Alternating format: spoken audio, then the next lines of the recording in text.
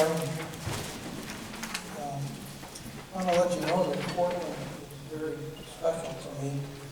My father-in-law grew up here. His name was Stereo. He went to Shepherd's High. He was an outstanding three-star athlete there. He was in the Baseball Hall of Fame here in Maine and was drafted by the Dodgers and played in Geneva, New York, my hometown, where he met my mother-in-law, and of course, then I met Patty, and so I've been to Maine a couple of times, and it's just a beautiful, beautiful city. This morning, I hope everything starts out a little better than this morning did. I accidentally brushed my teeth with hand lotion. You know, can I say? And then I got stuck in the elevator, and a young lady, Elaine, I don't know if she's still here, she helped me out. So I'm looking for a better morning here.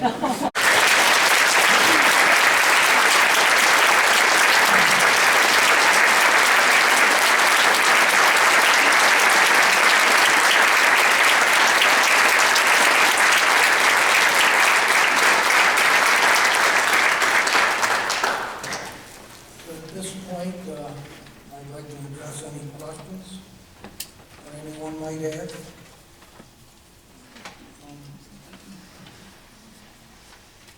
Yes, Miss.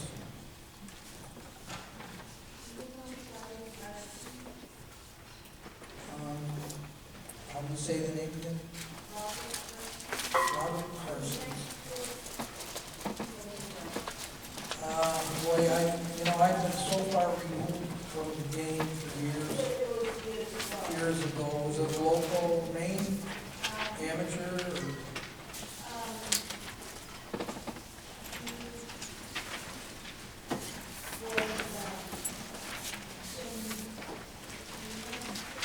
Or Reno, Nevada.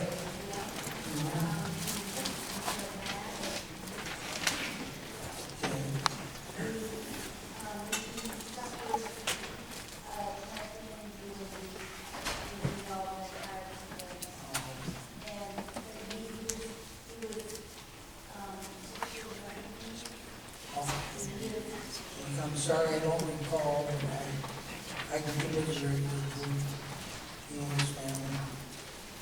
Thank you. Yes, sir. One thing I want to ask you is, you say that one of the things that you mentioned is seek medical, and you've got health. Now, I understand my wife, had a concussion when she was an adult. And one of the things that we faced was the medical community. What was the medical community that told you when you had a concussion? What kind of help did you have? Because I think there's still a lot of skepticism and misunderstanding, and you really have to look at the historical context of what the medical community doesn't know, and a more openness. That seems to be happening, but can you address that? They didn't have the answers back then, and a lot of people, like your friend, said, well, you put your heart in it, you're not doing it, you're malingering, you're depressed, that's your problem.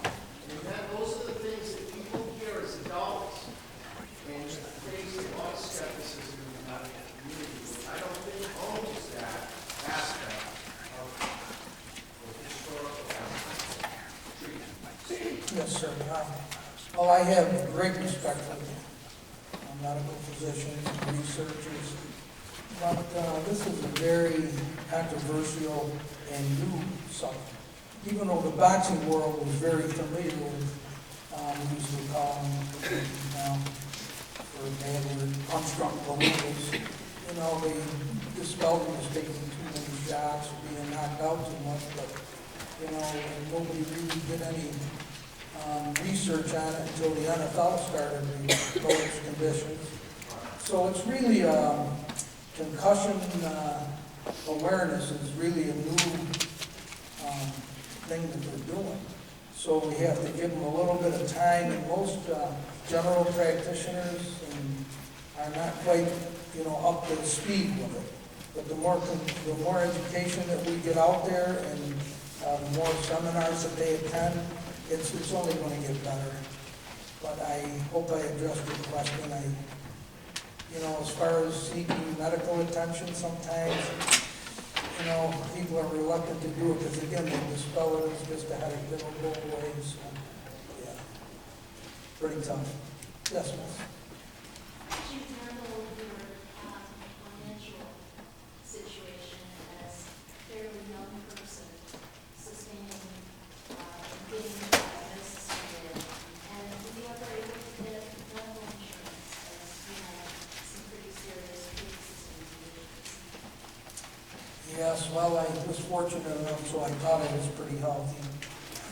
And the medical, usually if I had to go get stitches or something, the promoter would, handle that. But I'm glad you brought that up because, let's take, for instance, the NFL. If they get a ding or they get their bell rung, any type of injury, they have a long-term contract. And so they can sit it out and heal. Boxers, if we don't fight, we don't get paid. That's just the way it is. Yeah, I had to keep going. If I'd have had the education that we have today, though, nobody told me anything about long-term brain damage. And with the EEG test that I failed, the old timers were telling me, hey, they're looking for seizures or what else did they say, some sort of blood clot. If you don't have that, if they're down south, they don't have this regulation. Being young, again, they didn't know any better either. Oh, yes, hope I answered that. Somebody in the rear, raise your hand. Yes, yes. Just thinking back, how receptive do you think you would have been when you were 14 or 16 years old if there was someone telling you, no, you're not going to that fight? The reason I'm curious is right now CTE is kind of up and rising with MMA. And for a long time, people are like, oh yeah, you're not wearing the helmet, you get knocked out before you actually get it up, the head trauma is often, but now it's coming up that these athletes are starting to get CTE.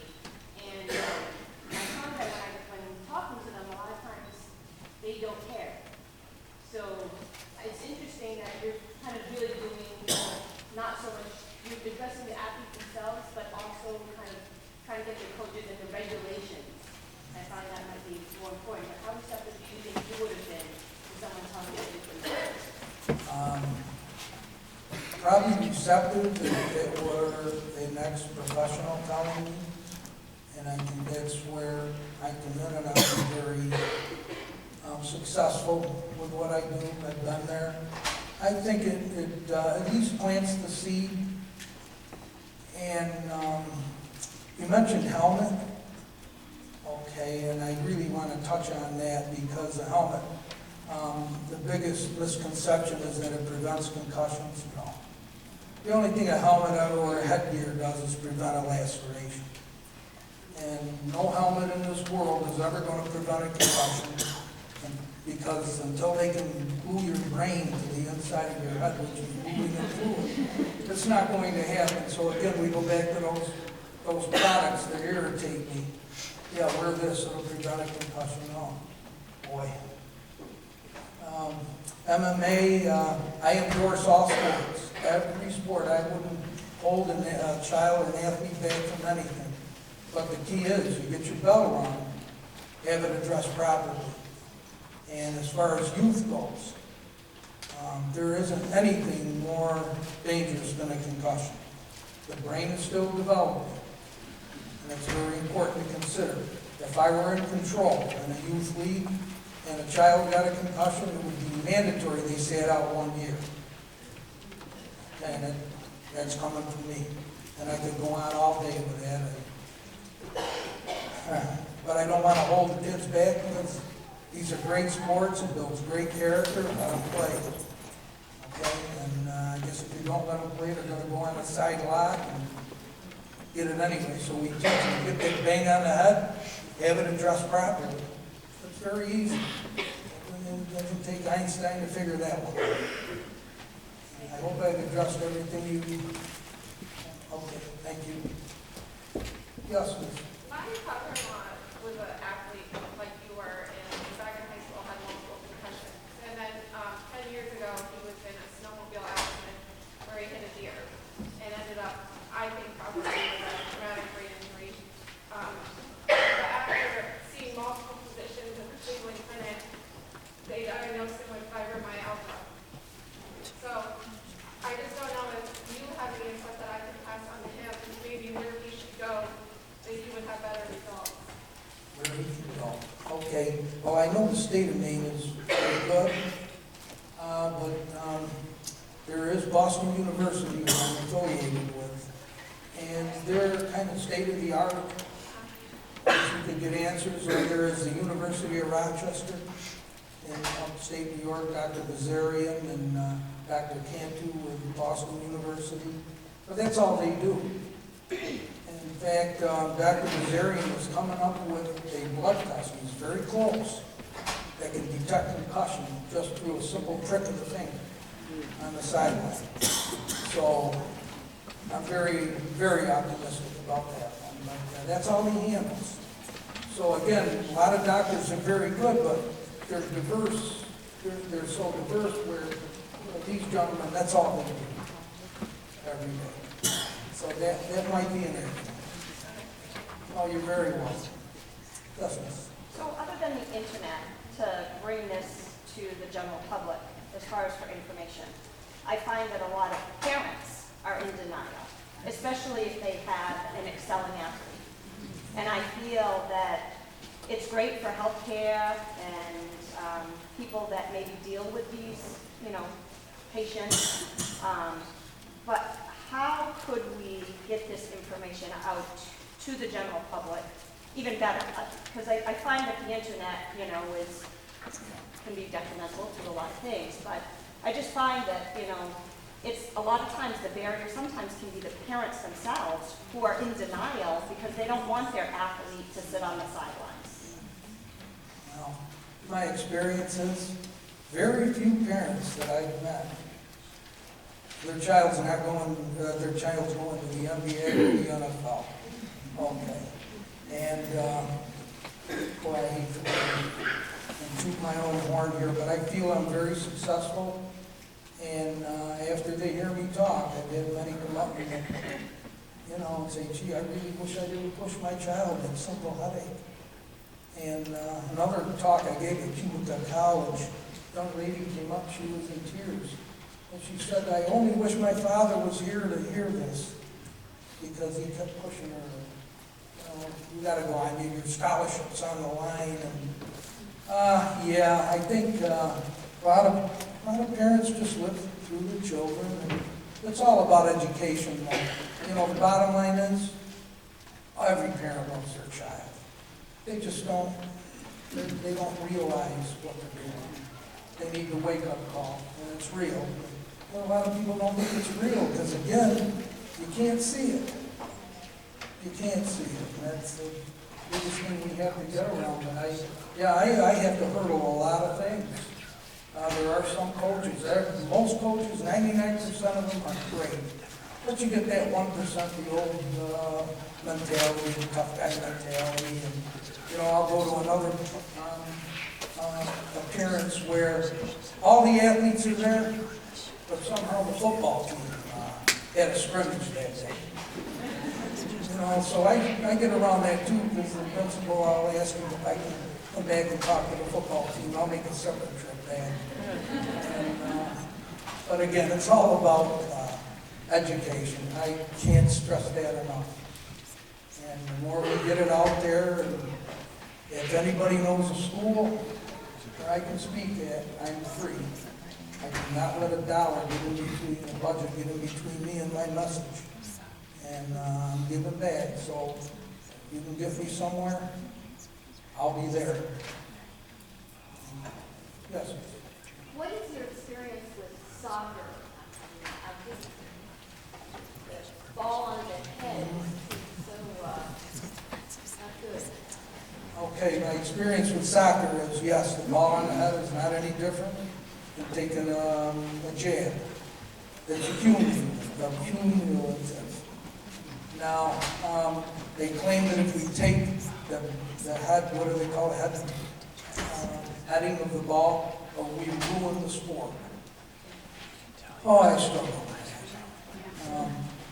that. Again, girls lacrosse, they play without a helmet. Now again, helmets won't prevent concussions. They might just slightly, prevent the severity.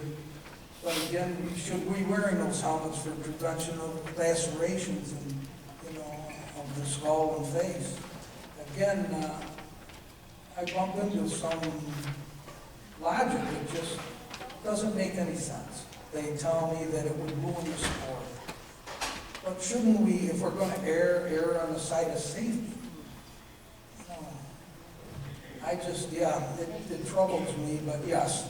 I think we could still play soccer if we, used our chest maybe. Or maybe, I don't know what the suggestion would be. I'm not a fan of heading the ball.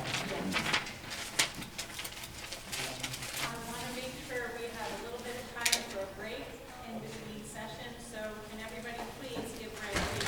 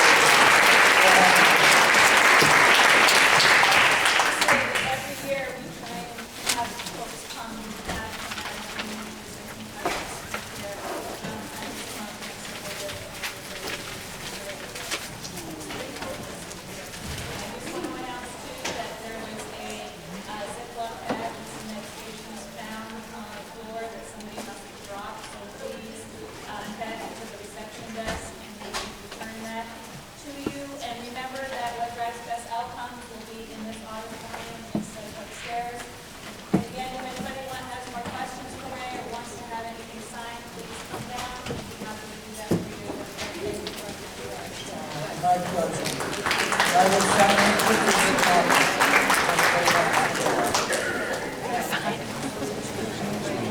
Oh, nice meeting you also. Oh, thank you. Safe trip back home.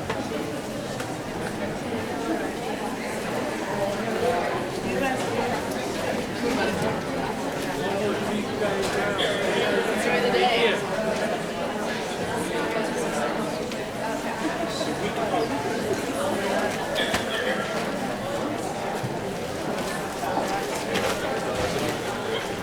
Remember, I thought maybe I did the Survivor one. Oh,